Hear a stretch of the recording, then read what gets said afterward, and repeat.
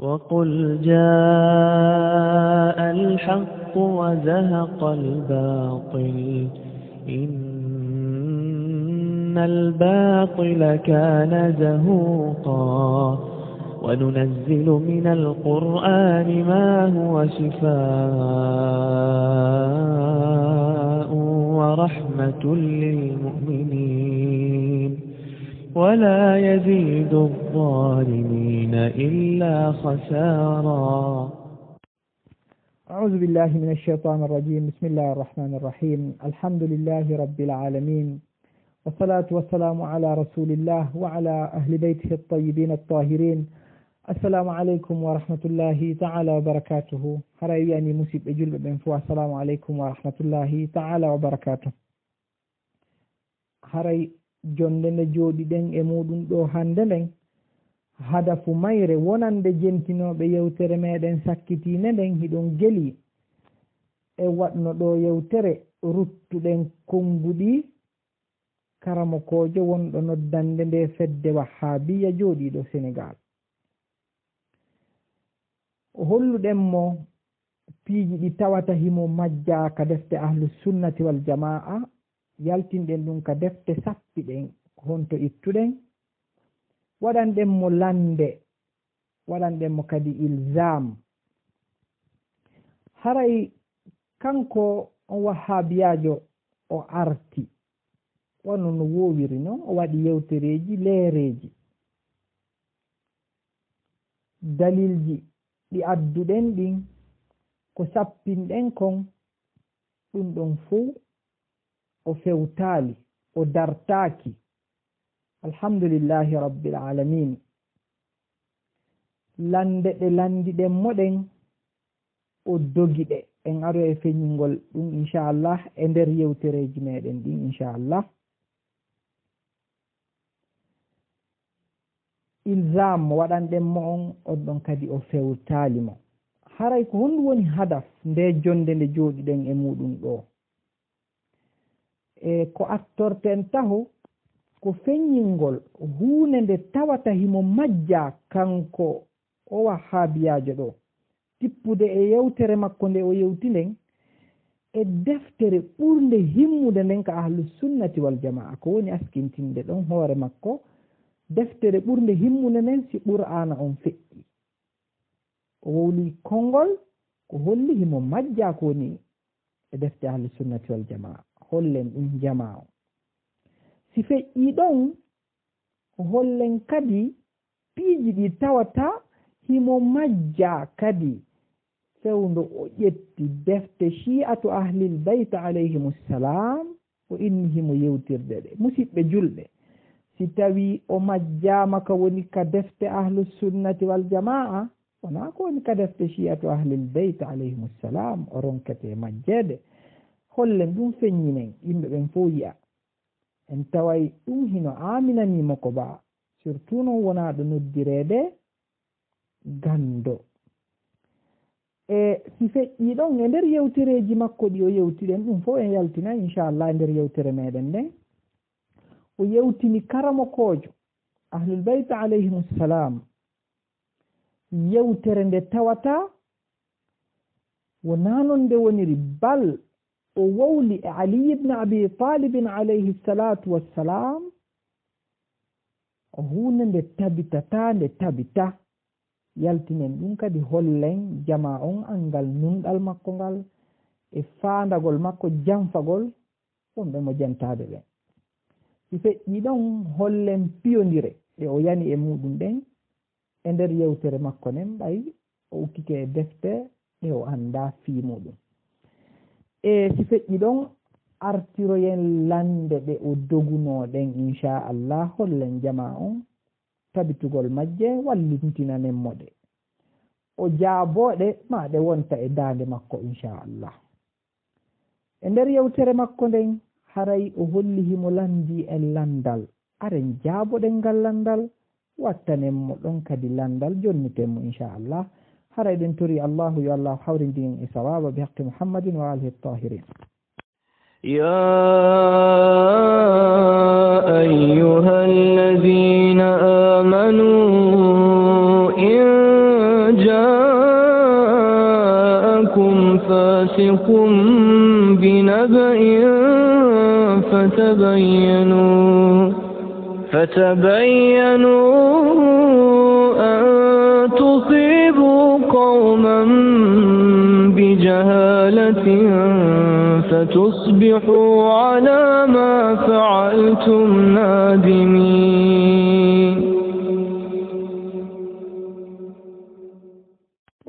ويقول لموئة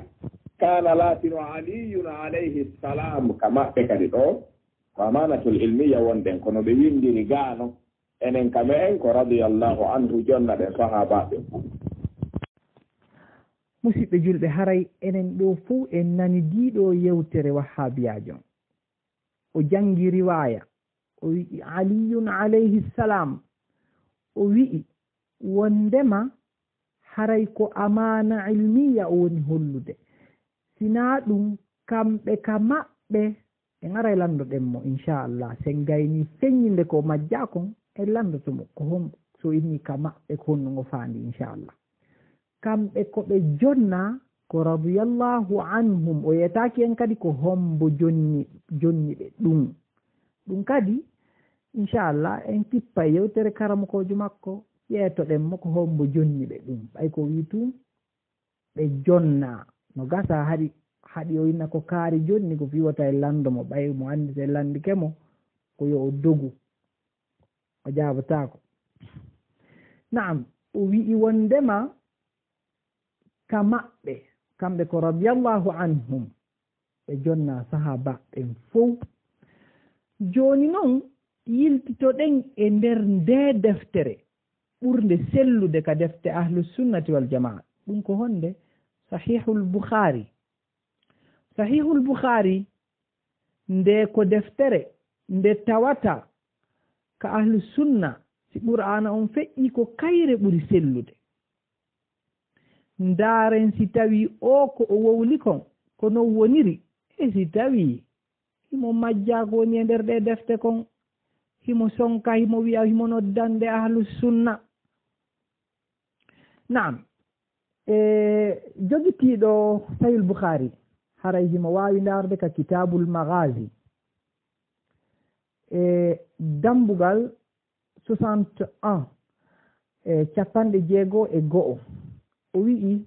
babu ba'sa ali ibn abi talib alayhi salam wa khalid ibn al-walid ila al-yaman. wondema ko dambugal imminegol ali ibn abi talib o wi'i alayhi salam kanko e khalid ibn al-walid yaman. wondema nulaaɗo ɓe immini ali ibn abi talibin o wi'i honɗum alayhi salam ko winanen ko kamɓe tun hertori ɗum enen kamen ɗum ala. bukhari no innude ɗo ali alayhi salam. si feƴƴi ɗon arten kadi ka sahihul bukhari ka kitabul manaqib jogitiiɗo deftere nde wo hino wawi ndarude hadis numéro 3544 sahih bukhari mo jogiɗa o hadis ɗo ko goto on o filli hadis on o wi'i ra'aytu an-nabiyya sallallahu alayhi wa alihi wa sallam wa kana al-hasan ibn ali alayhima assalam. o wi'i al-hasan ibn ali alayhima assalam. al-hasan geɗal ali ɓeɗo ɗiɗo alayhima assalam, yani aliyun alayhi salam, al-hasanu alayhi assalam. Naam, si feƴƴi ɗon aren kadi ka deftere sahih bukhari kitabul maghazi hadis numéro 4003 jogitiɗo deftere nde woyno wawi yiltade hadis on o eggi sanadon o wi'i akhbarana ali ibn husayn anna husayn ibn ali alayhim assalam. wiyetike men ali ibn husayn ko mboni ali ibn husayn ko zainul abidin imam mujo nayaɓo on ka ahlil beyt alayhim assalam. ali ibn husayn wondema imamul Husain geɗal Ali on o hawtidiri ɓe fof ɗo o inni alayhimussalam, yani Ali ibn al Husain o watti ɗon imamul Husain geɗal imam Ali on o watti ɗon imam Ali o hawtidiri ɓe fof o inni ɓe alayhimussalam. ɗum ɗo ko al Bukhari. si feƴƴi ɗon arten kadi ka nder deftere Sahihul Bukhari e hadis numéro 3185 ɗo kadi o filli hadis on e ndaare e nder hadis on mo wolde fi nulaaɗo wi falam yarfa ra'sahu hatta ja'at fatimatu alayha salam. o nulaaɗo ɓe ɓantaali hoore maɓɓe nden sala maɓɓe on haa nene fatima alayha salam ɓe ari. ɗum ɗo ko deftere Sahihul Bukhari e yi'i ɗo mo inni aliyun alayhi salam, mo wi alhasan alayhi salam, alhusain alayhi salam, fatima alayha salam, bal hay Ali ibn al-Husayn Zayn al-Abidin himo inni mo alayhi salam. musidɓe julɓe e nder Sahihul Bukhari ɗum ɗo ko mi fiyo mi sappinan on tun e nder Sahihul Bukhari nokkeeli 34 e nder deftere nden himo wi'ani ɓeeɗo alayhimussalam. o neɗɗo wonɗo nodditaade gando mo wi'ude ɗo wondema ɗum ɗo ko shi'atu ahlil bayt kaka maɓɓe kaka maɓɓe. enen joni lamdoɗen mo so inni enen ko enen haray ko wahabiya o faandi ɓayani ɓe nganndi ko wahabiyajo. si tawi ko wahabiya o faandi haray en laala e ŋaccidimo e hoore makko. si tawi ɗon ko ahlu sunna o faandi yo yetti en si imamul Bukhari o ɗo tawa kay ahlu sunna wal jamaa.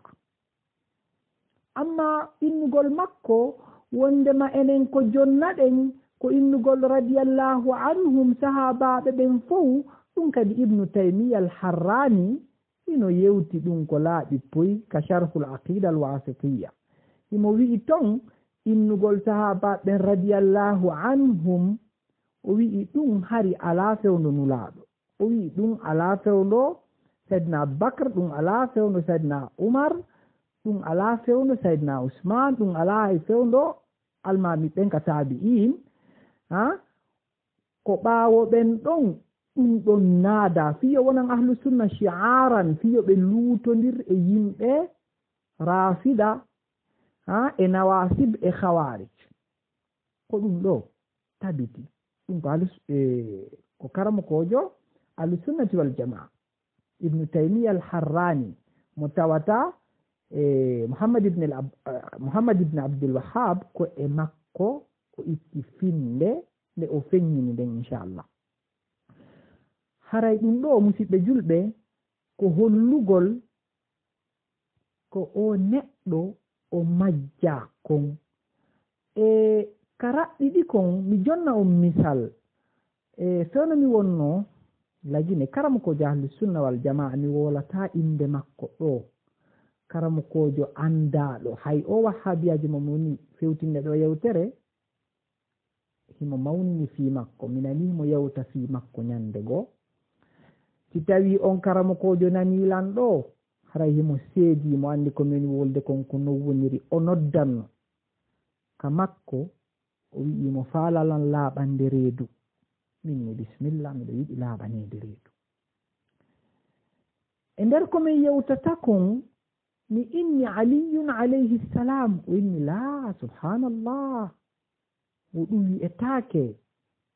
ɗum ko annaba ɓen hertori ɗum da muhtassum bil anbiya woni ɗum wurin ko shirku noon. min si tawi noon imamul Bukhari no wi ɗum ka deftere makko inni no Bukhari ɗum ala ka deftere Bukhari. mi inni simi addanima ɗum kon ɗum watta woni simi addi tawi ɗum no ka nder deftere Bukhari ton o ƴettanilan ahdi wona shi'atu Ali ibn Abi Talib alayhi salam. Allah hino seedi komin wolde ɗo kon kanko karamo ko jon himo mo andi ko non mi waddiri kanko tum min tum yehi mi ɗaɓɓiti deftere nden mi noddimo haa mi yalti lagine o jaɓaali mi yiida hada huwa amrul qawm si tawi oɗo yewti ɗum ɗo ko ko ɓaylimo majja ko woni ka defte ahlusunnati wal jamaa haray ko landiɗen mo kon en torimo yo aru e mum o yeeto en so inni nenen ma enen ko jonna ɗen kon haray ko kamɓe wahabiya o faandi si tawi ko kamɓe ellala si tawi ɗon ko ahlusunnati wal jamaa o faandi haray yo yeeto en si imamul Bukhari no tawa e ahlusunna ka imamul Bukhari tawa ka e ahlusunna an abi abdillahi kaɓe dammi ɗum ɗo wo abi abdillahi ka maɓɓe ko tammo on woni al-Husayn musidɓe julɓe haray en fof en nanidi ɗo yewtere o wahhabiyajo kono ɓaawo en hollude himo majja hay ko woni ka defte e fedde nde o askintini e mum nden ɗum ɗo haray enen halɗinta en si tawi o majjama o yehi o ƴettoyi defte ɗe o anda fimum o wowli ɗi o mooɓi yimɓe ɓe tawata masakin kala ko wowli haray kamɓe ɓe andi ko ɗum ɗo woni haqiqa ɓe wata ibnude wona noon wo si ɓe wi'i an abi abdillah wo haray ko al-Husayni faanda hombo wowlanma ɗum ɗo kadi hino holli majjede ma defte ɗe wonɗa rondade inna hiɗa faala jangude ɗen dartora ɗen ashi'atul abrar haray mi fewtinama yewtere an yo wahhabiyajo gilandema ɗo haa ñande yaltuɗa wahhabiyaga ɓaymi ɗo jortanima yurmede Allah si a ƴetti deftere hadis a ƴetti ɗe defte hadis ɗe wonɗa wowlude fimum ɗo a ari e riwaya on ari wi'ima an abi abdillah haray ko ya andu ko Ja'far Sadiq faanda ko hombono woni Ja'far Sadiq on ko geɗaljo Muhammadin al-Baqir yani Ja'far Sadiq kanko woni almamijo jeegaɓo na ko wonɗa wowlude kon dey kanko woni almamijo jeegaɓo on ka lawol ahlul beyt ben makko ko Muhammad al-Baqir baqiru ulumi al-awwalin wal akhirin ko hombo woni ben on ko Ali ibn al-Husayn Zayn al-Abidin ko hombo woni ben on ko al-Husayn mo wonɗa wowlude fimum on angal andugol ko hombo woni ben on ɗon ko Ali ibn Abi Talib yumma makko ko nene Fatima bint Muhammad ibn Abdullah sayyidul awwalin wal akhirin ko o woni Abi Abdullah Imam Ja'far as-Sadiq alayhi salatu wassalam Imam Ja'far as-Sadiq ko kanko e nder defte riwayat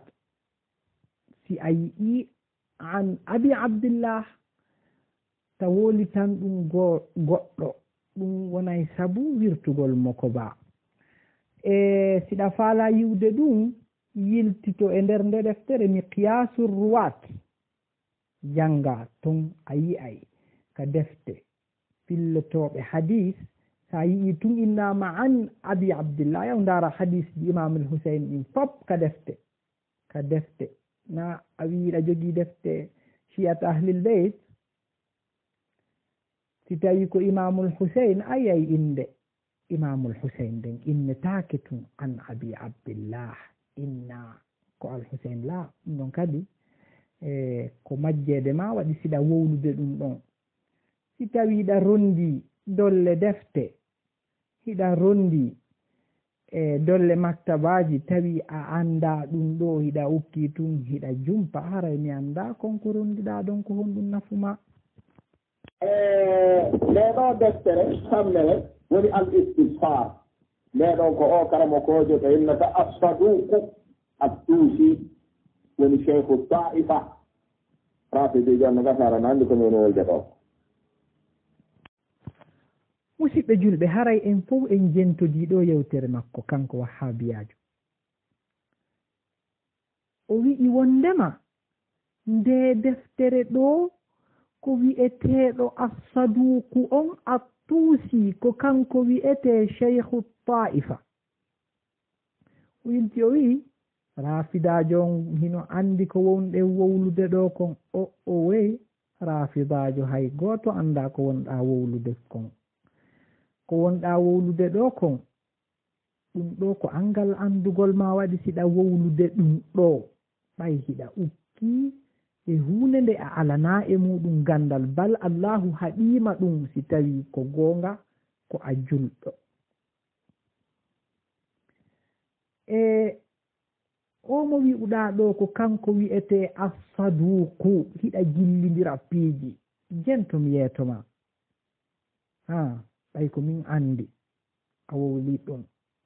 ko hombo wi'ete assaduk assaduk ko kanko woni karamokojo tawaɗo e karamokoɗo chiyata ahlil bayt alayhimussalam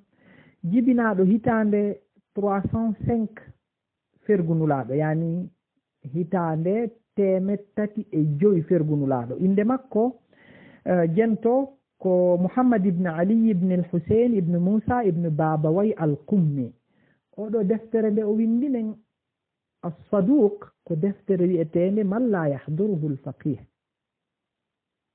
teddungal ma e ɗum koko wonɗa jillodirde ɗo jillodira kono ngalɗinta mo anda koti ka defte ahlus sunna honno andirta ko woni e defte chiyata ahlul bayt amma noon a cheikhu tuusi oɗo kadi ko karamokojo jibinaɗo hitande 385 fergunulaɗo yani hitande 365 fergunulaɗo sallllahu alayhi wa alihi wa sallam ko oɗo noon wiyete cheikhu taifa harana ko onɗa jillodirde ɗo kon ko on wiyete assaduku attuusi ajib oɗo inde makko jento ko Muhammad ibn al-Hasan ibn Ali ibn al-Hasan ko oɗo no windi deftere al-istidfar ko ni woniri e wonande jentiɓe ma hewɓe jentade yewtereji makko ɗuɗuɗi ɗin mo heewi yugol o suka anda mustalahatuji yimɓe sunna jiwabiyajo no inde yimɓe sunna hara e nokkirɗi e karamokoɓe askintiniɓe fedde ahlusunnati wal jamaa wonɓe kameɗen Conakry woɓɓe maɓɓe no yonaninmi seede e karamokoɓe ɓe jannguɗen e junngo muɗum e wataɓe kontude ɗo wotta en accu woɓɓe maɓɓe yaltuɓe jamiat al islamia bil madinati l munawwara woɓɓe ko jamiat azhar sharif ɓe yalti e ko nandi e muɗum woɓɓe ha joni hino ka lycée franco arabe matam Conakry woɓɓe kadi hino ka université général Lansana Conté ɓe jannude ka qismu lugha al arabia ton e hiɓe jonana en seede ko kamɓe janni en defte ahlusunnati wal jamaa kamɓe janni en programme ahlusunnati wal jamaa kala waɗɗo franco arabe lagine himo andi ko ɗum o jannete ko ɗen defte o jannete ko mustalahat ɗen defte o jannete amma noon oɗo ɓay ko yiɗugol haala o wondi e muɗum bal ko an ukki e defte ɗe e anda fimum ko ɗum waɗi siɗa ukki e nguujiɓol duɗo min mi janngo mustalahat defte ahlusunnati wal jamaa simi wowli fimum an noon a ƴettu tu rondiɗa ukkiɗa ko ɗum waɗi e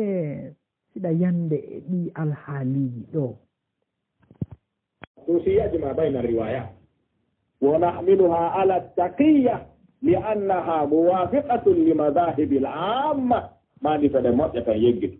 كلا كشيء رافضوي العامة عليكم أهل السنة والجماعة بفعل شو كتير صحابة كأبو بكر عمر عثمان kita ko ɓaawga ko yaaduɓe ɓen ɓe wiyaɓe ahlusunna wal jamaa ɓe ɓennata al amma wonko waɗi oɗo hadis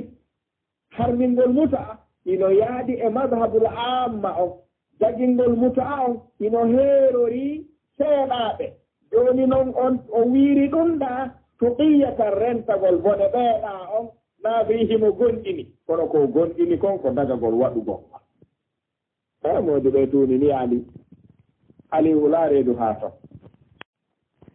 ɗo kadi haray en fof en jentodiinde yewtere makko ɗo o wowlini karamokoojo on ko karamokoojo on wowlaali wona hollirno ɗen noon e yewtere feƴƴunoonde o hadis ɗo wonande wonnooɓe e nder mojobere nde wonnoɗe yewtude e muɗum nden ɓay kanko himo jooɗii ka suudu makko o naatata e ɗe mojobe o ara o feññina ko o jogitii kon o ara o dartoo wonɗe yewtude kon koyo ƴettu yewtereeji ɗi o faalaa ɗin o mooɓindira yimɓe o woola ɗi o faalaa ɓen wonɓe e nder nden mojobere hino anndi wondema en holluno o riwaya ɗo o sella riwaya on ko o daifa kalawol ahlul beyt alayhimussalam ɓe fof ɓe yii ɓe tawi ko non woniri ɓe ombi kundule maɓɓe ɗen ɓe tawi ɓe alaa ko ɓe waawi sigarul wahabiya jooni noon hay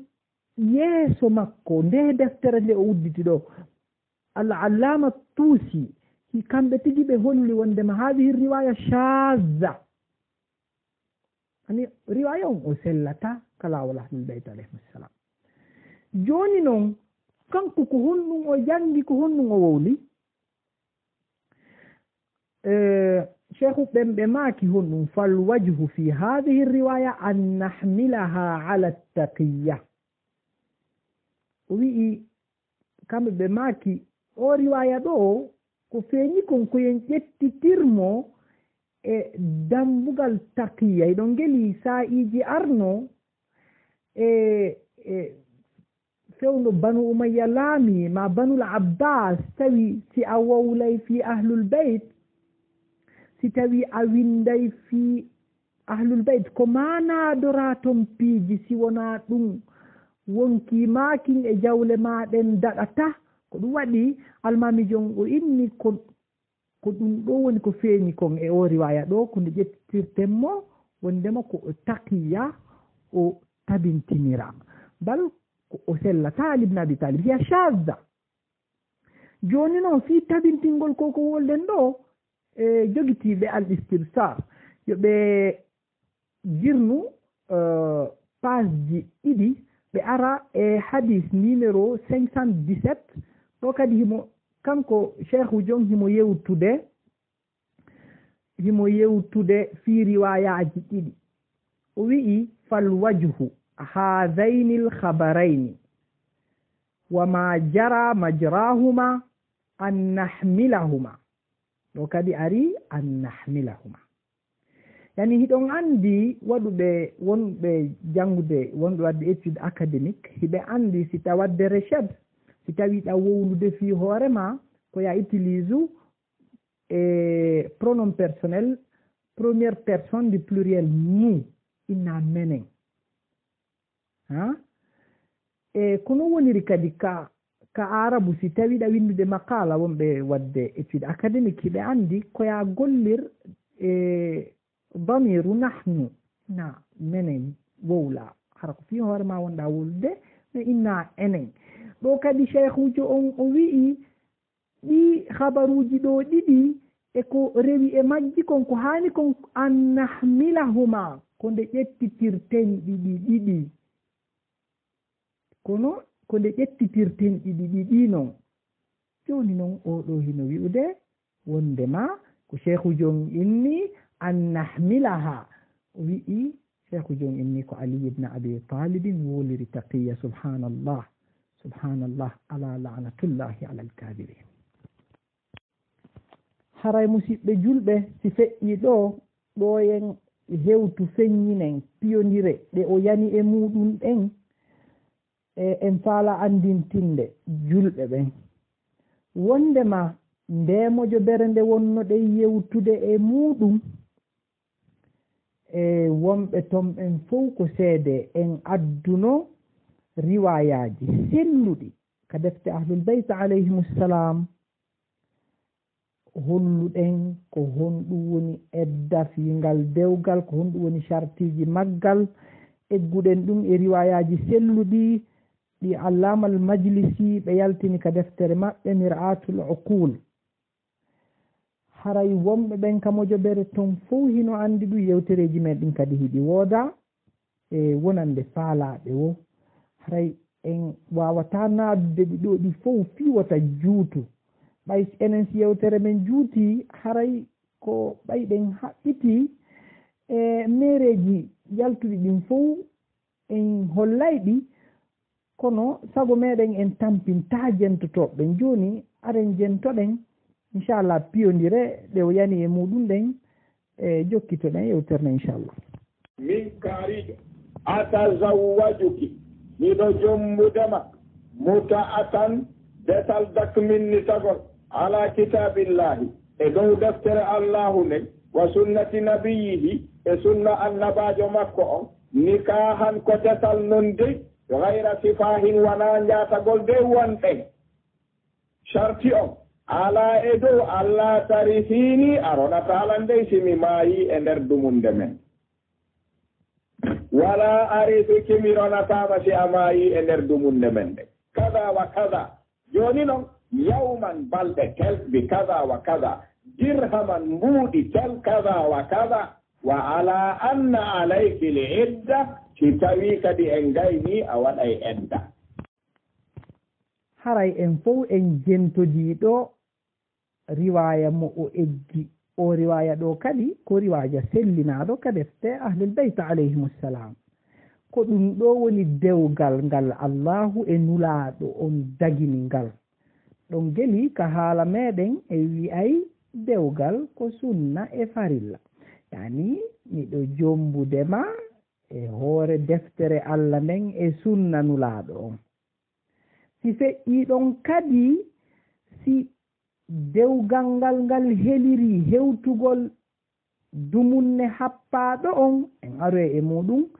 sonnajo on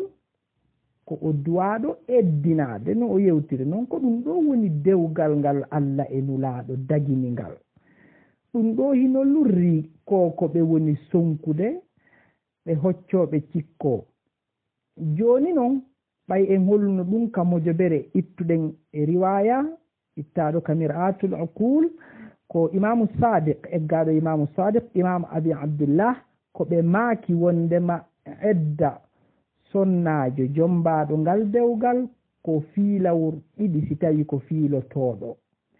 neɗɗo noon si jombama dewgal si tawi o fiiloto o laaɓa laabi ɗiɗi si o jombite dewgal goo si ndaare si tawi ɗum ɗo hino wawi wonde e koko ɓe woni aaƴade ɗo ɓe tooña allah e nulaɗo on par ce que ɓe yeddata goɗɗo wawata yeddude e ngaru e yewtere makko wonde allah e nulaɗo dagini ngal dewgal. e si tawi no wona fiilotoɗo edda makko on imamuɓe ɓen ɓe maaki ko balɗe 45 o haani habbitade si o jombe dewgal go'o. haray arten e makko kanko wahhabiyajo o ko ɗiɗo ni sartiji jenowo si waɗi idda o tarda e golle ɗe ka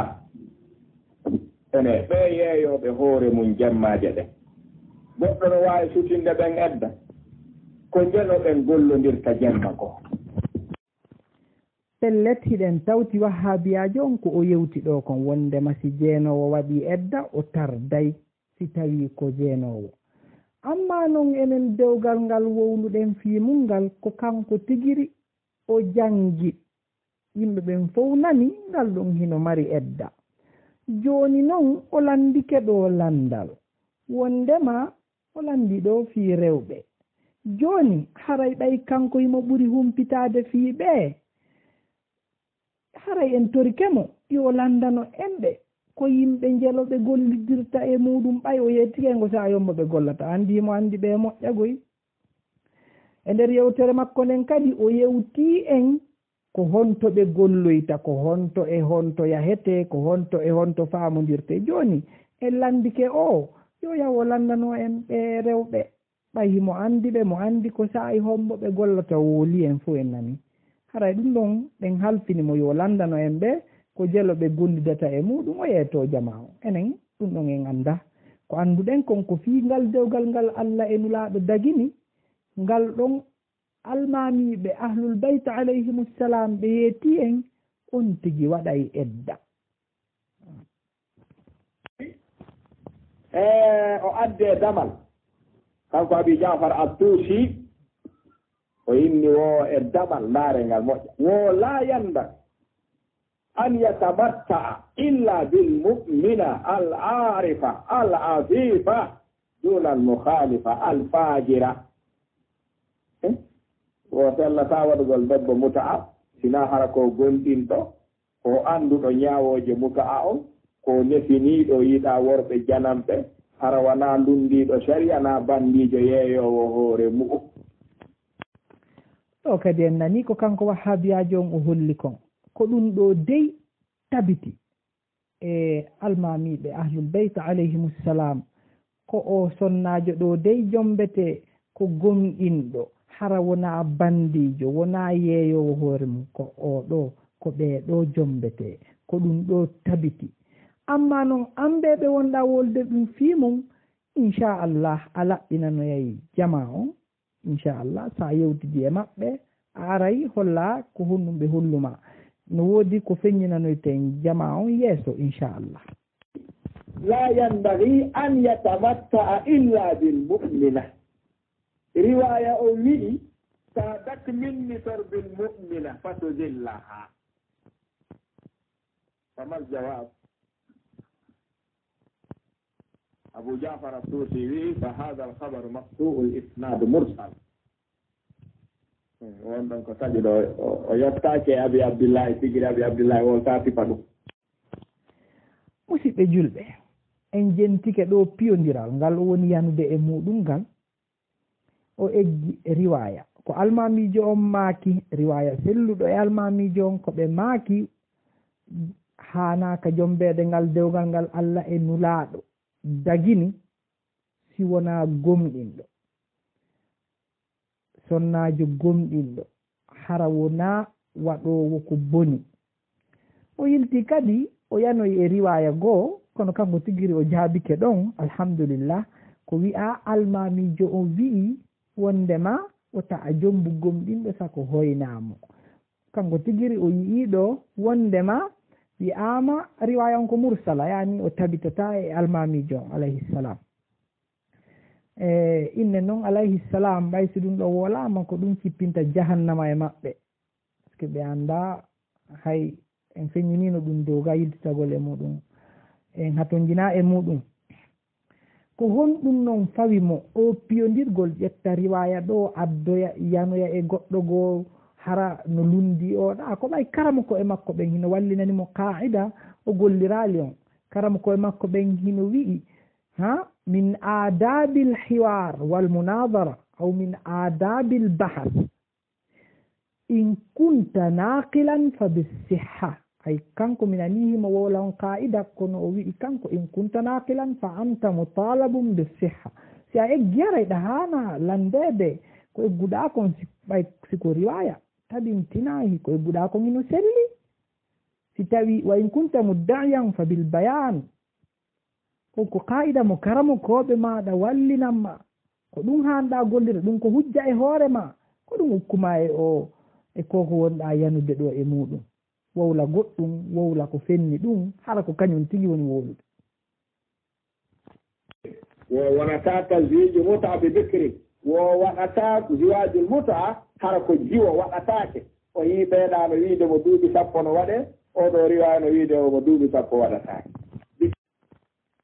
mi yii min nani kadi ko jannguɗa ko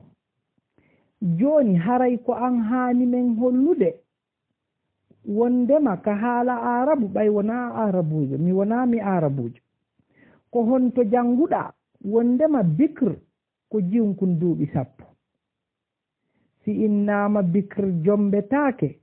a wi'i ko jiwnkun duuɓi sappo wowlanamen ko honto ittuɗa ɗum ko hombo jannuma wondema bicre ko jiwon kun duuɓi sappo ɓayɗen geli Allah subhanahu wa ta'ala hino fodduno nulaaɗo si ɓe seeri sonnaaɓe maɓɓe ɓen ɓe wattitanayi ɓe hino tawa ko Allah wattitanta ɓe abkaran jam'u bikr ene ɗon ko jiwoy koye duuɓi sappo Allah wattitanta nulaaɗo ko ɗum faamuɗaa ɗon haray ɗum ɗon ko an haani dey feññinande yimɓe ɓen ko honto yi'uɗaa ɗum ko honto jannguɗaa ɗum wondema bikru ko jiwon kon duuɓi sappo yo wi'i kadi heɗitode moƴƴa rafida koni wolde o waɗi damal 250 ɓanngal wo baab annahunna bi manzilati l imai wa laysat min al arbaa abou jafar ibnu yaqub al kulayni ko ɗo o yaltini nikahul mutua e defal o naadi e zina ɗo waɗi nafsiri ko waɗi si tawi ko defal julɓe ɓen no dottana yer ko ɓe jombata ko nayo ɓe jaɓa o wahabiyajo ɗo himo yewtude o piyodira e yewtere makko nden min haytu la yashur ɗo himo wiwde ko allamal kulayni yaltini nikahul mutaa e nder dewgal naɓi e zina baynama o yetinoke en wondema kanko himo andi ɗum ko zina joni mo wiide ko alkulayni rahmatullahi alayhi naɓi dewgal ngal e zina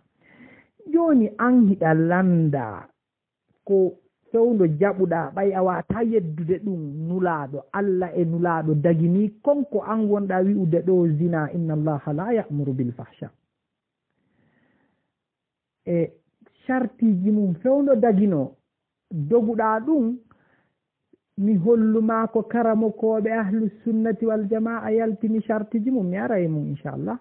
no tawa e ɓen imamu nawawi no tawa e ɓen qadi iyad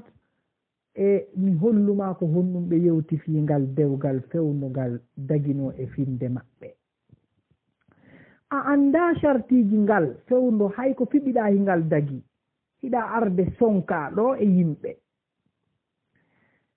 almamijo on o maaki min mi yaltinno o riwaya mi janngimo ka nder mojoɓere ton wonnoɓe ton ɓen hino andi ɓayan koya suuɗo ka suudu ma ɗon wowlana yimɓe ko ɗi faalaɗa riwaya on allama al majlisi hino yaltinimo ka mir'atul uqul bi sanadin sahihin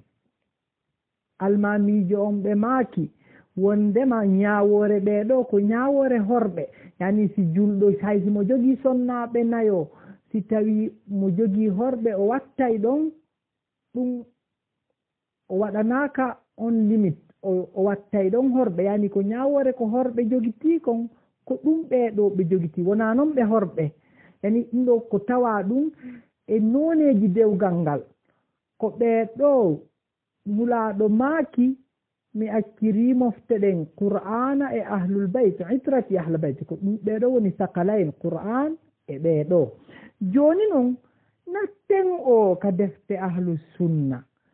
natten o ko majjaɗo goy ko woni ka defte ahlus sunna kon o e mahinka siyar a'lamin nubala lizahabi juz'u jeegaɓo numéro page 331 e numéro 333 e kanko imamu zahabi himo yewtude fi gorko inneteɗo ibnu jurayj oɗo ko tawaɗo e tabi'in yani min alquruni almufaddala ko tawaɗo kadi e worɓe ɓe boukhari fillani hadis min rijali lboukhari ibnu jurayj mo andigoy si tawi boukhari fillanike goɗɗo haray qad jawaza alqantara ka ahlu sunna wal jamaa e imamu zahabi o filli fi makko fewndo waɗanaynomo tarjama o wi'i wondema sami'tu jarir ad-dabbi yaqul kana ibnu jurayj yara al-mut'a tazawwaja bi 60 imra o inneteɗo ɗo ibnu jurayj mo woluɗen fimum ɗo oɗo hari himo jaɓuno mut'a hino dagi kanko tun o jombi rewɓe 60 he 6 rewɓe o jombi ibnu Jurayj mo Bukhari fillani hadis kad jawaza al qantara an hiɗa hocci tun ɗa wowla e si feƴƴi ɗon kadi nden deftere ɗon ka siyar a'lamin nubala lizahabi himo eggi ɗon kadi yewtere o wi'i wa qala Muhammad ibn Abdullah ibn Abdulhakam o wi'i sami'tu Shafi'i yaqul wo minani imamu Shafi'i fowno andi kombo inte imamu Shafi'i himo wi'a istamta'a ibnu Jurayj bi 90 imra o ibnu Jurayj oɗo o jombimo a rewɓe 90 kanko tun yewtere hikkine ɗon no en jangatande par ce que haray nde hulɓini seeɗa e ŋaccere ɗum noon donc oɗo koko woni hoccade cikkoɗo e no hulɓini hino ŋalɗini ha ɗum ɗo hino ka defte ahlusunna goto pet neɗɗo nunɗuɗo hoolaɗo tawaɗo min alqurunil mufaddala Zahabi yaltini ɗum oɗo mo jombi woɓɓe inni 60 woɓɓe inni 90 e nokkugo ɓe inni 70 ɗawa yaltinde o e diina fi ka wahabiyajo ajib joni hiɗen arde e lande ɗe landinoɗen moɗen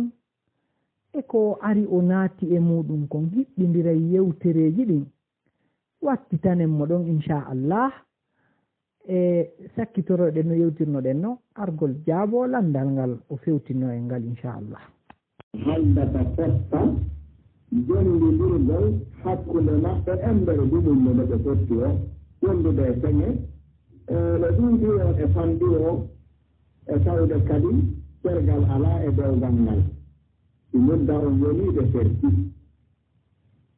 e tawde kadi ɓiɓɓe ɓen ko debbo on jeyi ɓaawo o yewtinde yewtere ɗo yahuɗen ka defte ahlus sunnati wal jamaa tabintinɗen koko o wowli ɗo fof andinɗen jamaa ko kanko majja ko woni ka defte ahlus sunna wal jamaa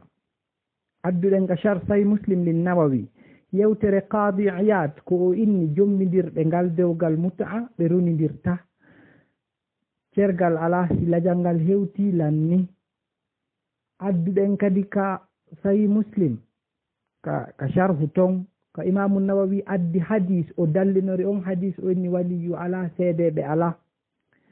on tumano landiɗen mo kanko o wahabiyajo wi'uɗen mo ko honto o itti dalil makko on innugol ɓiɓɓe ɓen ko debbo on jeyi ɓiɓɓe ɓen joni en aray adden yewtere makko nde o yewti ka sakkitorum ɗo ndaren ha faamen ko honɗum woni insaf o neɗɗo amma ka o landiɗaki ɓiɗɗo jibinaɗo e nikahol mutaa sitaka nene makko dammete masita ka baba makko ko o angal nunɗal ko ɓe wondi e muɗum ko ɗum waɗi si en wi'uno tuma kala o jaaboto landal ngal landiɗen mo yo o huɓɓin landal ngal yimɓe ɓen fof nana si o jaabo ngal kono o yiino o gerdi noon yani o wowlu ha o yaltini lande ɗe o faala huɓɓini fof o jillidiri fop o wowli ha yani ha yimɓe ɓen acci andude wurin ko honto iwra ko honto fokkitira en fof en jentike ɗo ko kanko yewti wi'i wondema ɓiɗɗo mut'a ko nene mum jeyɗum landi ɗenmo ko honto o itti ɗum dalil makko on ko honto ɗo himo artude noon wi'a amma ko landa ɗen kon si tawi ko e nene makko maasi ko e ben makko askintinte on mo landima ɗum goɗɗo landakima ɗum ko landaɗa koko wowluɗa kon dalil mum landaɗa par ce que an tigiri a ƴetti defte ahlul bayt alayhimussalam a yii riwayaji tabitude a immaɓe ko ɓe inni wondema ngal dewgal si tawi ɓiɗɗo jibinama ko ben makko jeymo mi addaninoma kadi e yewtere sakkitinde ko ibnu taymiya wi'uma si dewgal bongal hara ngal lutondira e bonugol muɗum ma ɗum hara hino fottana hingal boni si ɓiɗɗo heɓama e mum ko ɓen makko ɓiɗɗo ngaskintinte e muɗum mi hollunoma ɗum nanɗa ɗum yi'uɗa ɗum a wata yeddude ɗum ko min mi landima ko ngol konngol ngol wowluɗa ko honto ittuɗa ngol sa ala dalil ara qirritoɗa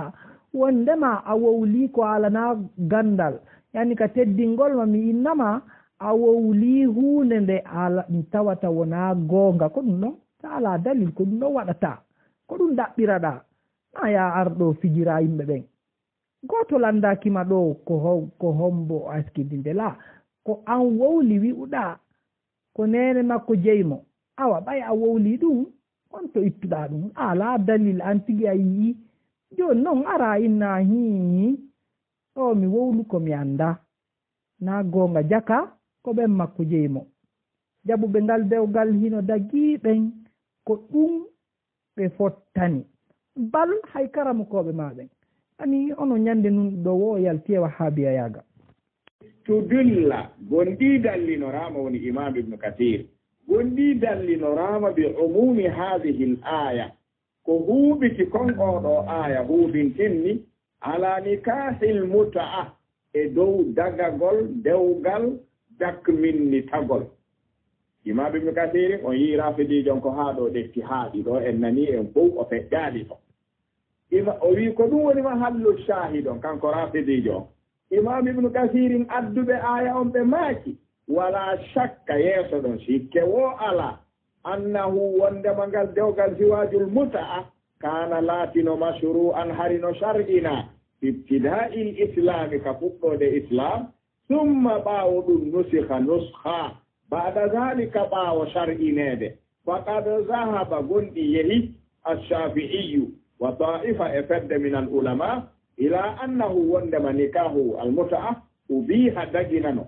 ثم نسخ monta ثم أبيح رفت دقنا ثم نسخ monta ɗum woni marratayni wa qala akharuna woɓɓe go wi muslimana daginama nuskama actara min dhalika e ko raɓɓiɗi kon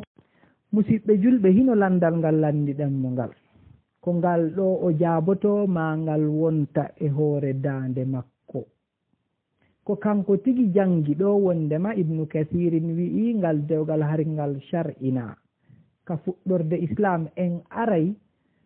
ka sakkitorde yewtere men hollen innoɓe ɓen ngal kaka jahiliya ma ka fuɗɗorde islam ngal shar'ina ɓe alana ɗum dalil ɗum en holla ɗum inchallah ko o jangi ɗo kon wonde imamu shafi'i wi'i ngal daginano ngal nuskha ngal dagintina ngal nuskha ɗimmu o wi'i woɓɓe go wurin ɗimmi ɓuri laabi ɗiɗi landiɗenmo dalilu tahlilil awwal dalil daginegol dewgal ngal aranu dalil nuskhegol aranu on wadda ɗum ka qur'an awi sunna ko ɗum o askintini e muɗum dalilu tahlili thani ɓaawo ngal nuskhama aranu ko ngal dagintinira kon ɗimmum o adda dalil ɗum min al qur'ani awi sunna e dalil nuskhede maggol ɗimmum ko ɗum landiɗenmo ɗi haalaji ɗuɗuɗi na ɗum sendata en ɗo ko ɗum landiɗenmo o jaabongal ma aduna o yi'a wala na ɗum dalil ɗum wonta e dande makko ne min baabi min fami ka udinuka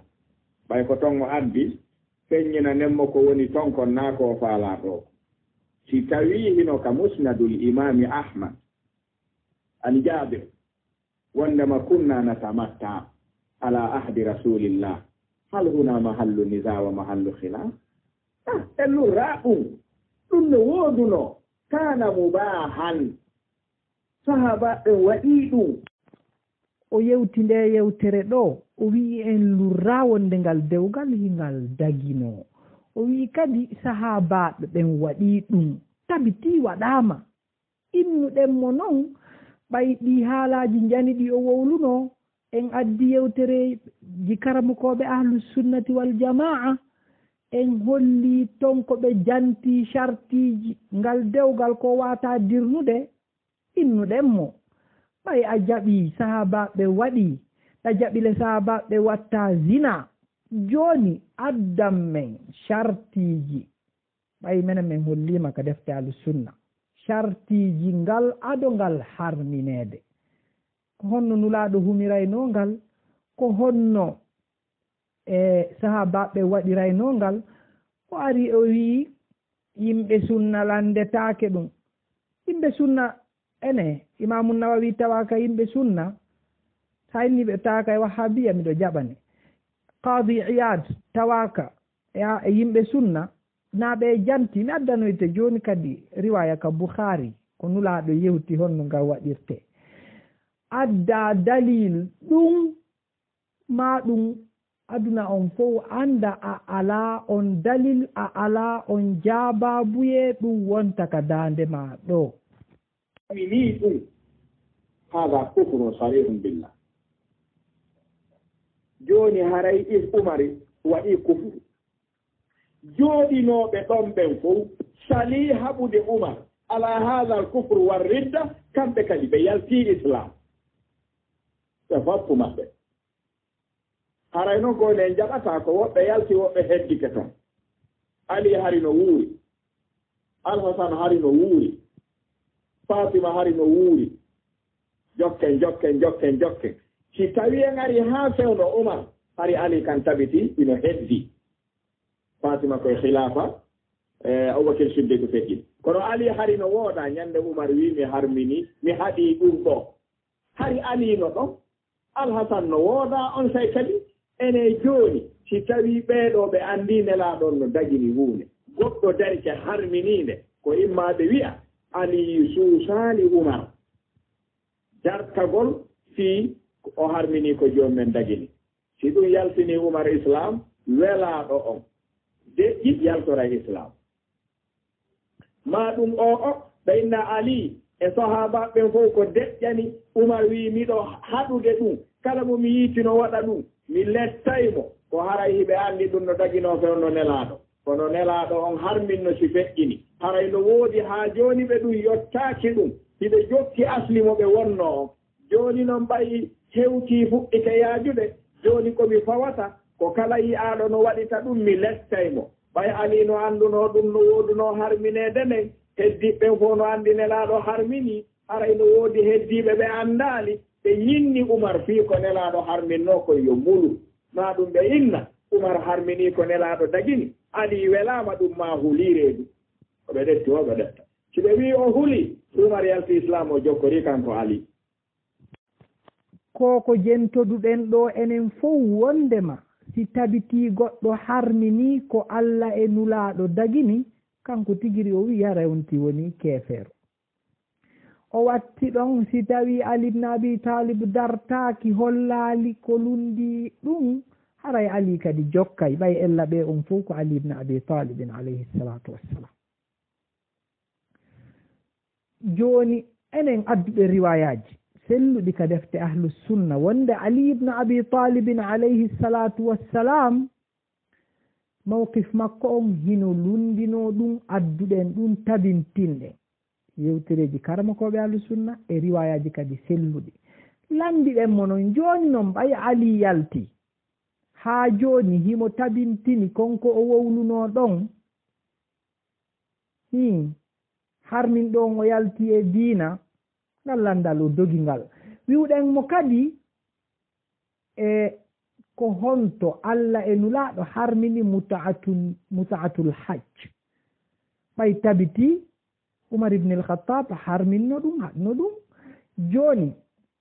o wi ɗum tawaka e mawdu on hombo haalanma ɗum yewtere nde naatuɗa e mum nde wurin a wiwno an ko naaduma e ɗum ko ɓayi karamokoɓe ahlu sunna hino tuunina ko ɗum naaduma e yewtere nden an ko ɗum wiwɗa joni noon yewtere min nde mi yewti nden kamojo bere ton ko hadis riwaya selluɗo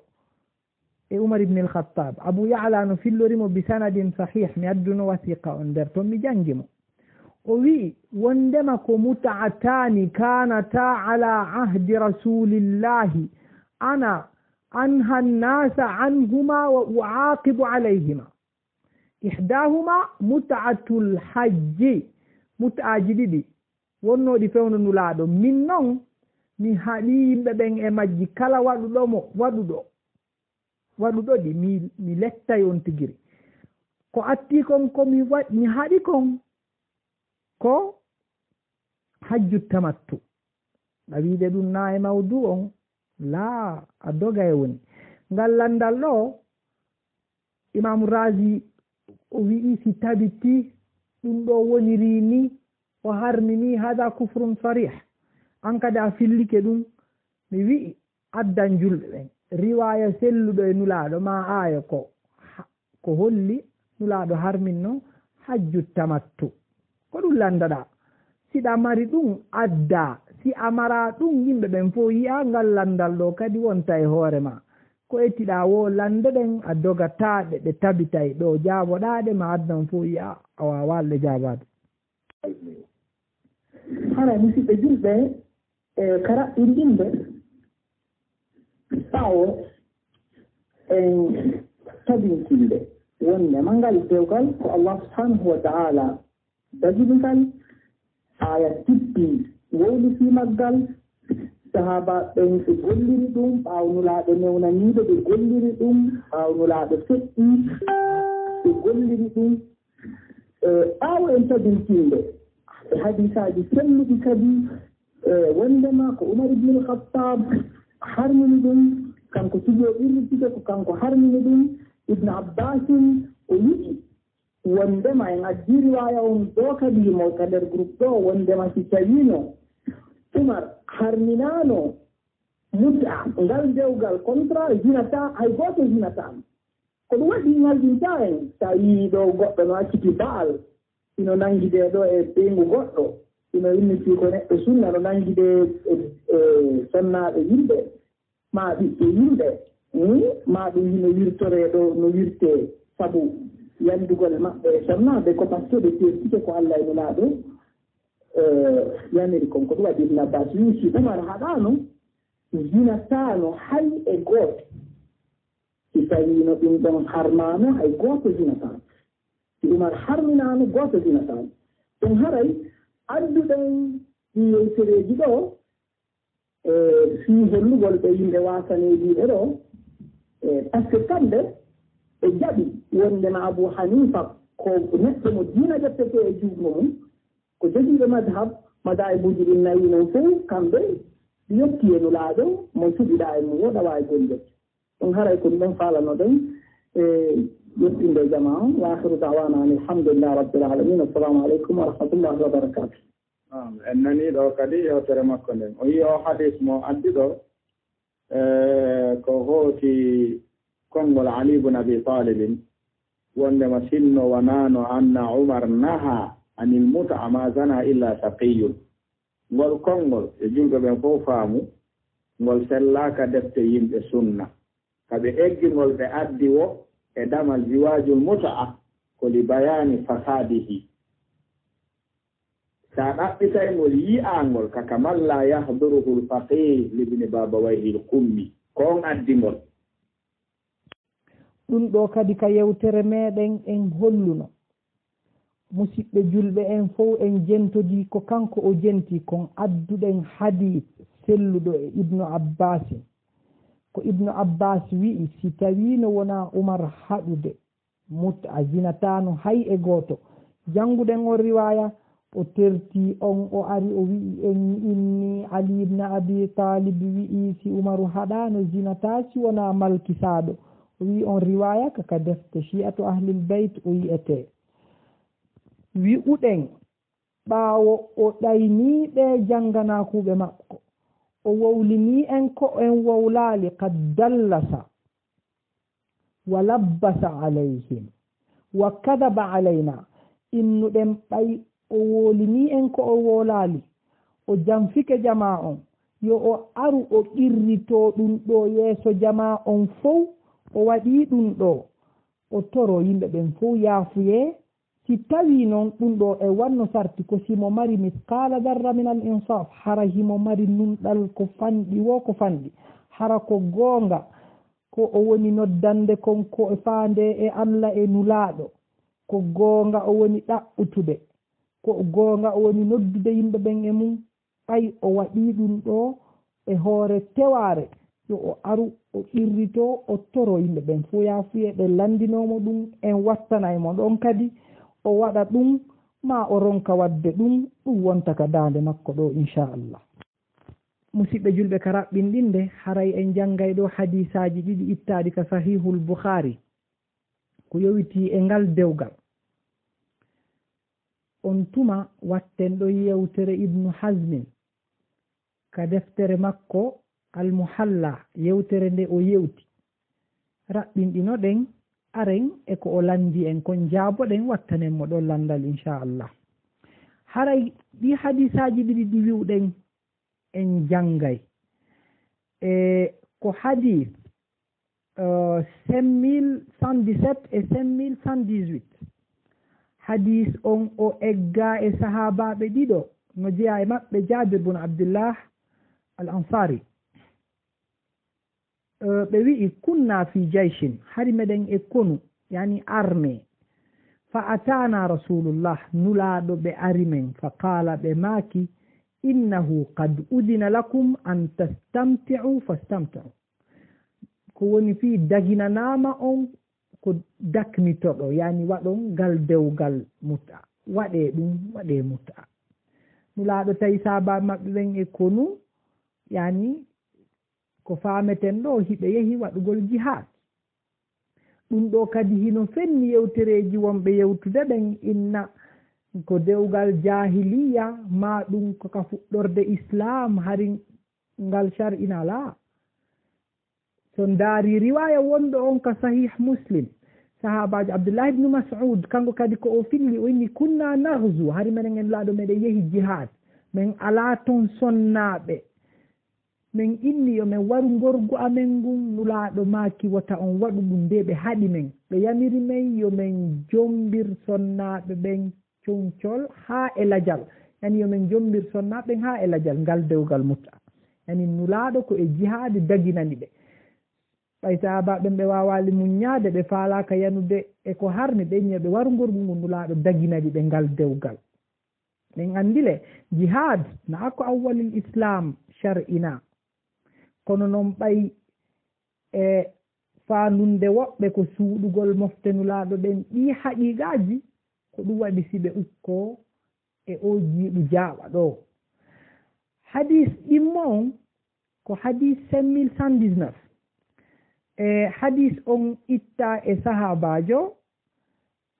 on kadi itti e ben muɗum o wi'i nulaaɗo ɓe maaki kamɓe nulaaɗo sallllahu alayhi wa alihi wa sallam jente ɗo ko nulaaɗo woni maakude.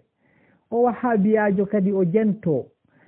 ɓe maaki ayyuma rajulin wa mra'atin tawafaqa fa ishratu ma baynahuma salasu layalin. wonɗo wo gorko e debbo ɓe haldi ɓe fotti yani gorko e debbo ɓe halda ɓe fotta fa ishratu ma baynahuma gollodirgol hakkunde maɓɓe ngon hara ɓe haldi ɓe fotti gollodirgol hakkunde maɓɓe ngon salasu layalin jemmaji tati pet gorko e debbo ɓe halda ɓe fotta fi jemmaje tati pet. ɗo ko nulaaɗo woni maakude dey wahabiyajo ɓe yeeti sahaba e maɓɓe ɓen si gorko e debbo ɓe haldi ɓe fotti yo ɓe faamodir yo ɓe yani yo ɓe residir fi jemmaje tati pet 72 heures. nulaaɗo ɓe maaki si ɓe haldi ɗum ɓe fotti ɗum fa in ahabba si ɓe yiɗi kamɓe ɗiɗo yatazayada ɓe waawi ɓeydodirde ɓe ɓeyda hoore ko ɓe haldi kon aw yatataraka ma yo ɓe tertodir tataraka yo ɓe tertodir mo ɓe jokka haaju maɓɓe. on anndi o wonno o sonki o inni ɓe fotta siko balɗe ɗiɗi siko balɗe tati si ɓe seedi ɗon mo ɓe sino faala hay waynotako o wi ɗum ko zina. subhanallah ino ɗo ko nulaaɗo woni yewtude sahabaɓe maɓɓe ɓen par ce que anda chartiji ngal dewgal anda hay ko woni ko defte ahlusunna kon. nulaaɗo inni yimɓe ɗiɗo gorko e debbo no wawi fottude ɓe halda fi jemmaje tati pet ko piji ɗiɗi. inna boukhari ko woli ko wona gonga ma yedda muhammadun rasulullah yalta islam lawol tammolala hada huwa. e mi andintina tun wondema o sahabajo ɗo ɓeyditi o wi fama adri a shay'un kana lana khassa am linnasi amma o wi ko nulaaɗo ɓe holli ɗo mi annda si tawi ko menen tun nulaaɗo newnani ɗum esi ko yimɓe ɓen fof e pourtant nulaaɗo le ko ɓe maaki ko nulaa e poyi ko gorko e debbo nakira si ɓe haldiɓe fotti joni noon e ɓay imamul boukhari ko o eggi hadis on ka dambugal innugol ngal dewgal ngal nushano ka sakki torum o wi abou abdillah wi'i ali ibne abi talib holli wonde ɗum ɗo nushama yani enen hiɗen jaɓi kamɓe ɓe yaari dewgal ngal ngal nushama e yedda ɗum ko wonɗen wowlude ɗo wolane wahabiyajon koko nulaɗo shar'ini kon ado kamɓe ɓe wi'ude ngal nushama ɗum ko boukhari holli nulaɗo wi'i wondema gorko e debbo no wawi haldude hakkunde maɓɓe ɓe fotta fi jemmaje tatigoy ɓe wi tati pet ko kamɓe noon andi si ɓe ɓeyday kamɓe noon andi si ɓe sertay si jemmaje ɗe lanni joni ko an andi ko ɓuranma o sa inni ɗum ɗo ko zina ɗum ko hakkunde ma e Allah e nulaɗo ɗum na hakkunde ma e bani adama ɓay ko haalaji jani tu rondi ɗon yewtere nde wi'uɗen en e gaynden e ibnu hasmin haray kaka kitabu nikah mas'ala 1858 o wi'i وقد ثبت على تحليلها بعد رسول الله صلى الله عليه وآله وسلم تبتي يارغل وندنغال دewgal hino dagino ɓaawo nulaaɗo jama'atu min as-salaf jama'a tawaɓe e attiɓe ɓen salafu salih radiyallahu anhum minhum as-sahaba no tawa e ɓen sahaba ɓen radiyallahu anhum o fuɗɗori hombo asma binta abi bakrin o wi'i asma binta abi bakrin oɗo no yaaruno wonde ngal dewgal hingal dagino ɓaawo nulaaɗo si o yehi ka sunanul kubra linnasa'i himo eggi ton hadis tuugiiɗo e asma binta abi bakrin bi sanadin sahihin filliɓe hadis on fop ko rijalul boukhari wa muslim si wona egguɗo hadis on muslim oɗo komin rijali muslim dunal boukhari o wi'i min naati muslim min naati min tawi asma min landimo an mutaati nisa fi dewgal mutta min landimo fi mum o wi'i min tamatta'na ala ahdi rasulillah min waɗingal fewno nulaaɗo yani ɓiɗɗo seydna bakar no wiide ɗo o jombama ngal dewgal fewno nulaaɗo ahabiyajo no arde wiya en ɗo kamɓe ɗum ɗo ka maɓɓe ko zina inchallah ko ange ɓe ɗo mari ko weñjidira na enen ɗiɗo e o continue ɗon kontugol sahabaɓe yarunoɓe ngal dewgal hino dagi ɓaawo nulaaɗo jabir bun abdillah ibnu mas'ud ibnu abbas muawiyat ibnu abi sufyan o konti ɗo sahabaɓe bunotaɗum abou saïd al khudri o wi'i ɗo kadi wahtulifa fi ibahatiha o wi'i lurrama fi wi'ugol hingal dagino ɓaawo nulaaɗo an ibnu zubair abdullah ibnu zubair lutondirama si tawi himo yehi ngal dagi wa an aliyin fiha tawaqquf lutondirama kadi e ali sino yaari singal dagi singal dagino ɗum lutondirama wonni fiha no e ɗum ɗo tawaqquf daragol iɗon geli hay riwaya eggaɗo on ka defte selluɗe alu sunna koye ali tuuga wondema nulaaɗo harminingal kono o karamokojo ɗo ɓay himo andi o wi'i lutondirama si tawi ali ibne abi talib kadi no wi'i ngal dagima si dagaki et pourtant hadis on le koye makko tuugi ko ɗum waɗi fakhru razi o wi'i e nde yewtere nde yewtunoɗen o wi'i shi'aɓe ɓen koye ali ɓe itti dagagol ngal dewgal o continue kanko ibnu hazmin o wi'i wa an umar amma noon saydna umar ibn al-khattab annahu innama ankaraha id lam yashhad alayha adlani faqat amma saydna umar ko o añirani dewgal ngal ko si tawi seedeɓe ɗiɗo nunɗuɓe tawaka ko ɗum ɗon tun o añiri ngal wa abahaha bi shahadati adlayni o dagini dewgal ngal ko ibnu hasmin woni wolude si tawi seedeɓe ɗiɗo nunɗuɓe heɓike haray saydna oumar kan hino dagini ngal ibnu hasmin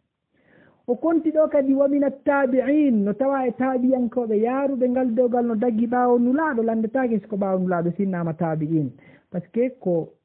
ɓeɗo ɓe yi'ali hay nulaaɗo o konti ɗo taabiyankoɓe ɓuraaɓe andede ata saïd ibnu jubair o wi wa sa'ir fuqaha makka ɓe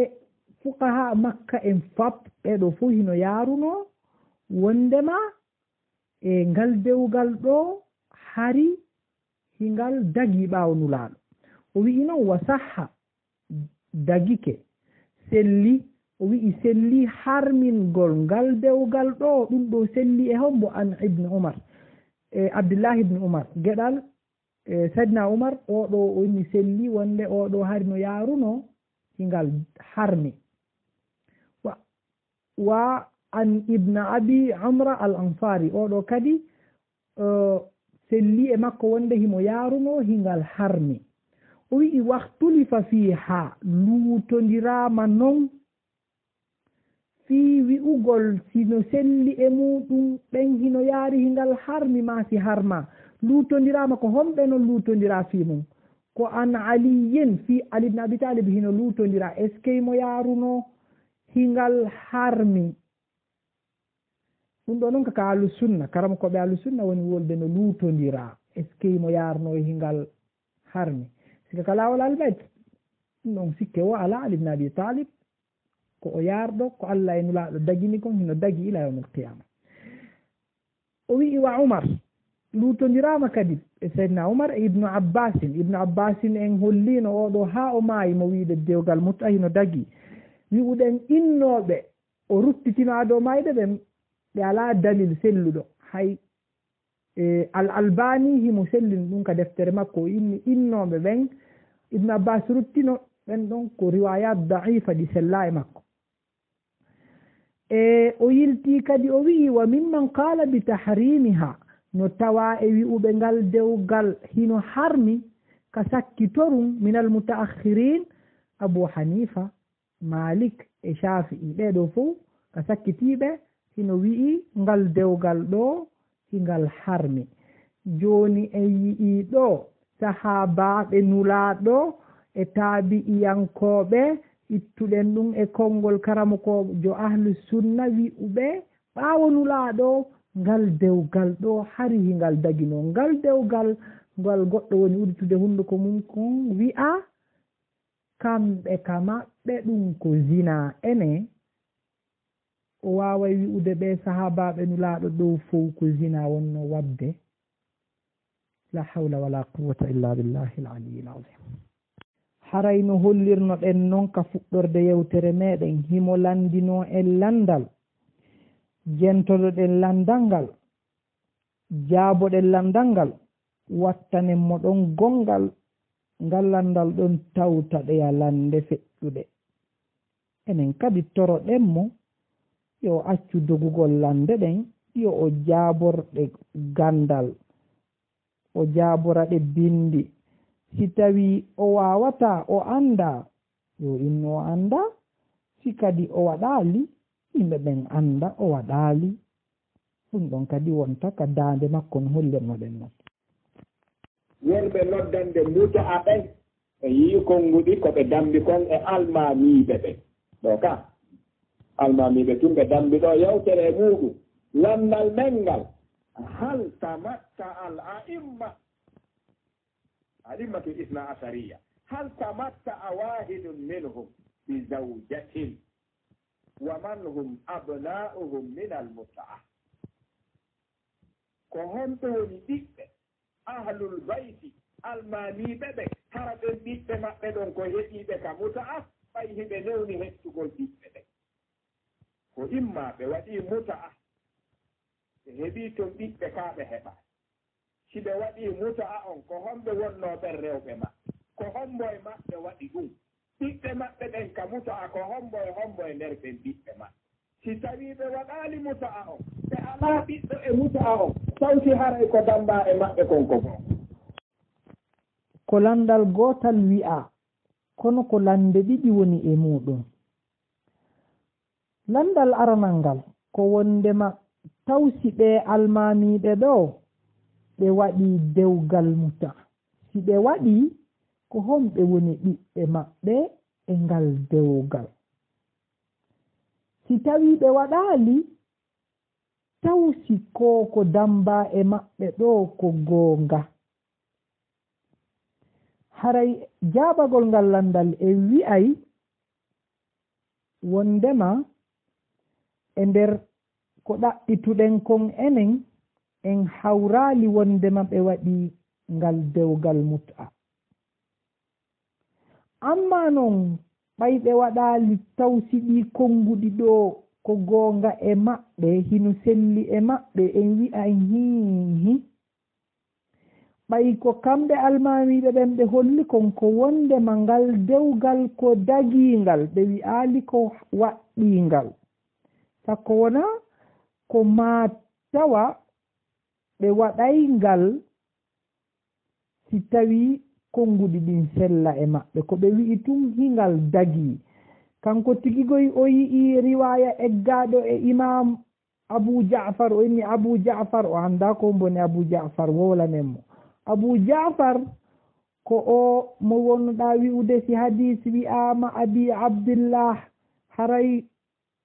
Abi Abdillah Ja'faru Sadiq ko on ɗon ko ben on ɗon woni Abu Ja'far inde makko ko Muhammadul Baqir. On almamijo ɗon a yi'igoy e riwaya ko goɗɗo landimo fiingal dewgal o wi'i ahallahu wa rasuluhu Allah e nulaaɗo daginingal ko ɗum ɗo woni ko tabiti kon ɓe wi'al ko waɗɗi yani si tawi hiɗa e nokku mo tawata hiɗa haton jini e waɗugol ngal waɗangal si tawi non hiɗa e nokku tawata a haton jina e waɗugol ngal na farilla ma waɗangal na wonɗo ma waɗangal donc haray hino sella e maɓɓe. Joni noon enen kadi aren wattanen mo ɗon landal inchallah ka sahih Muslim eggen ɗon hadis ittaɗo e nulaɗo sallallahu alayhi wa alihi wa sallam.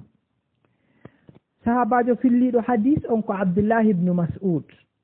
o wi'i kunna naghzu ma'a rasulillah sallallahu alayhi wa alihi wa sallam laysa lana nisa'un faqulna ala nastaghsi. Sabajon o wi'i hari menen e nulaɗo meɗen waɗude jihad meɗen yalti waɗugol jihad tawi men wonda e sonnaɓe min wi'i ala nastaghsi ene en warata gorgu meɗen ngun yani ɓe wonda e sonnaɓe ɓe falaka yanude e ko harmi joni noon ɓe wi'i si ɓe warata gorgu maɓɓe ngun ɓay si ɓe waɗi ɗum haaji maɓɓe wonata e janugol e rewɓe. Fanahana an dhalik nulaɗo haɗi men ɗum ɓe makita men waɗu ɗum. Summa rakhasa lana an nankiha almar'a bithawbi ila ajalin. Nulaɗo ɓe newnani men on tuma nde men jombirta sonnaɓe concol men jombira ɓe ha on to ha e lajal men jombira ɓe lajal ngal na happangal en aru e riwaya goo inchallah no wona balɗe 3 balɗe 4 nulaɗo newnani ɓe ɗum inni jombire sonnaɓen ha e lajal on tuma o sahabajo ɗo summa qara Abdullah o sahabajo ɗo jangi o aya ɗo ya ayyuhalladhina amanu la tuharrimu tayyibati ma ahalla Allahu lakum wala ta'tadu inna Allaha la yuhibbul mu'tadin ko onon yo gomɗinɓe wata on harmine konko laaɓi ko Allahu on daginani on kon nulaɗo daginani on jombugol sonnaɓe ha e lajal wata on harminan ɗum hoore moɗon. Joni noon landoɗen o wahhabiyajo haray landal men ngal ene nulaɗo ɓe waɗuno an e tippugol e ko faamuɗa kon e ko janguɗa kon nulaɗo ɓe waɗuno ziwajul muta si ɓe waɗuno ko honɓe wonno geɗal ɓe maɓɓe e ziwajul muta si tawi ɓe waɗano o hadis ɗo eggaɗo e maɓɓe ko ɓe newnani sahabaɓe maɓɓe ɓe yoɓe jombirngal dewgal haa e lajal tawsi ɗum no sella e maɓɓe. haray an kadi hiɗa landa sakkitoroɗen ɗo jentagol yewtere karamokojo wahhabiyajo tawaɗo e minal mu'asirin inde makko ko oustaz docteur الشريف حاتم بن عارف العوني. وهذه أكبر جريمة. يعني أنتم تذكرون حتى كنا نتكلم على قضية وصف نكاح المتعة بأنه زنا، تكلمنا عنها قبل هذه الفترة وقلنا مع أننا نقول بأنه نكاح المتعة باطل، لكن لا يصح أن تقول عنه إنه زنا. ليش؟ لأن الشرع أباحه في وقت من الأوقات، وما أباحه الشرع في وقت من الأوقات لا يمكن أن يكون فحشاء. إن الله لا يأمر بالفحشاء، لا يمكن أن يكون زنا أبدا، هذا غير مقبول تماما. إذا قلت إنه نكاح المتعة زنا فأنت نسبت إلى الشرع أنه أباح الزنا والفحشاء في وقت من الأوقات، وهذا أشنع ما يكون. هذا إذا كان في شريعة النبي عليه الصلاة والسلام. wonande ɓe faamali ko o yewtiɗo kon ka haala arabu kanko ceernojo o wi'i ɗum ɗo koko ɓuri mawnude e crime e masibo udditugol hunduko mum ko wi'angal dewgal ɗo ko zina ni o wiɗa waawi jaɓude kamɓe wurinɓe jaɓi ko bongal kono wi'etaake wondema ko zina. ɓay kala annduɗo himo anndi Allah e nulaaɗo daginingal en holli ɗum en tabintini ɗum. o wi'i wi'ugol ɗum ko zina ko tuumugol Allah e nulaaɗo wondema ɓe dagini zina. Allah le no daali inna allaha la ya'muru bil fahsha, Allah o yamirta ko boni. yani ɗi yewtereji ɗi wonɗen nande ɗo na yewtereji gando ni innugol ngal dewgal ko zina hino ɗo karamokoɓe askintiniɓe ahlu sunna. ɗi yewtereji ɗo ko yewtereji ngayngu e haasidaku e yawagol Allah yawo nulaɗo makko on. musidɓe julɓe ko ɗum ɗo marnoɗen ko hollen ko yowiti e o raddu mo eɓɓuɗen o ruttugol o wahhabiyajo dariɗo hino noddana nde fedde, dariɗo himo aybina Allahu subhanahu wa ta'ala e nulaɗo makko on e sahabaɓe nulaɗo fii nde hunde tabitunde wonde Allahu o dagininde nulaɗo on dagininde sahabaɓe golliri ɗum o wawata yeddude ɗum e haray ko watti ɗon hiɗen yaafino e jama on ko yewtereji ɗin ɗuuɗi kon enen haray ɗum na e aada meɗen juutingol yewtereji. hiɗen andi hayrul kalami ma qalla wa dalla, ko moƴƴi e yewtere ko raɓɓi ɗunde hara hinde tindini e goɗɗum. amma si tawi o yewti leereji ɗiɗi e ko fawi haray hino waɗɗi en seɗugol nde yewtere yaltina majjereji ko woni ton kon rutta mereji ko woni ton kon lande ɗe landaɗen ɗen ton jaaboɗen ɗe wattanen mo ɗon lande nattanen mo hetta haray ko berɗum ɗon e tigi tigi on ko taale ɗen ɓuri ɗuuɗude e nder yewtereji makko ɗin. siko dalil tumo yewtiray no ɗum juutata argol wono masalan innugol yimɓe ɓen ko yimɓe tato halduno soodugol ngaari baali ɗiɗo heɓi gooto on heɓaali sifa ɗi yewtereji tawata khurafat. yani hay taalibajo makko ɓurɗo fanɗude haqqille on manduɗen har ko ɓurɗo fanɗude haqqille maɓɓe on si soodi gaari baali Dakar fof moɓike hoore makko innimo ko rawando jogiti o accayɓe ɗon wennaɓe fof ɓe feeti o yaa wirta ngaari baali makko ni tigi tigi yo tertama hen ɗi yewtereji ɗi ala nafoore. so o yewtay yo yewtir bindi yo yewtir gandal ko ɗum nodduɗen mo e mum hara o ɗuɓɓinaali yewtereji ɗin o tampina jama o. hara en noddiɓe kadi e nunɗal yimɓe ɓen holli en hiɓe udditi mojoɓe ɓe saaka toon yewtereji makko ɗin haray wota ɓe yawi to dey haqqille julɓe ɓen. yimɓe ɓen no wawi sendidirde goonga e fenade si ɓe saaki yewtereji makko ɓe jogii mojoɓe hara goɗɗo wata nadde to yewtereji men ɗin. si yewtereji men ɗin ari min baabil insaf kanunɗal yoɓe nawu to yimɓe ɓen kadi jento to ɓe yawi to yimɓe ɓen. yimɓe no mari haqqil hey ko ɗe penale onaɗe saakede koni ko ɓe woni noddande laawol ahlul bayt min haythu la yash'urun ko ɓe heewi sonkude e jama on wowla kaari en ko ni way kaari en ko ni way ɓen no mari haqqil ɓe ɗaɓɓita ɓe yiya laawol ngol ɓe accidaɓe e penale maɓɓe ɗe so yii ngal dewgal hino sonke hiɓe wowla ɗi haalaji ɗi ɓe woni wowlude ɗo fof e ko yowiti e ngal dewgal wallahi alladi la ilaha gayru ko sonnaɓe ɓen fankigoye sonnaɓe ɓen si sonnaɓe ɓen wowli joni sonnaɓe ɓen ka markage uji maɓɓe e alhaaliji buy ko annduɗen si sonnaɓe wooli ɗo ustasi buy ko wattayno ɗon nanude ɓe fof ɓe fankay on accay nande inde ustasi wuri kono ɓay sonnaɓe ɓen no fanki ɓe aray ɗo ɓe wowlaɗi ɓe faala ɓe aybina ko ɓe faala haray yoɓe woni yimɓe nunɗuɓe ɓe naɓa yewtereji men ɗin koɓe woni naɓude ɗon yewtereji maɓɓe ɗin ko ɗum woni insaf enen dow ko wonɗen toon fof hiɓe andi yewtereji maɓɓe ɗin hewtay toon ɓay enen en yawaki haqqille yimɓe ɓen haray ko ɗum ɗon wa akhiru da'wana ani alhamdulillahi rabbil alamin wassalamu aleykum wa rahmatullahi wa barakatuh rabbi salli ala muhammad wa ali muhammad وقل جاء الحق وزهق الباطل إن الباطل كان زهوقا وننزل من القرآن ما هو شفاء ورحمة للمؤمنين ولا يزيد الظالمين إلا خسارا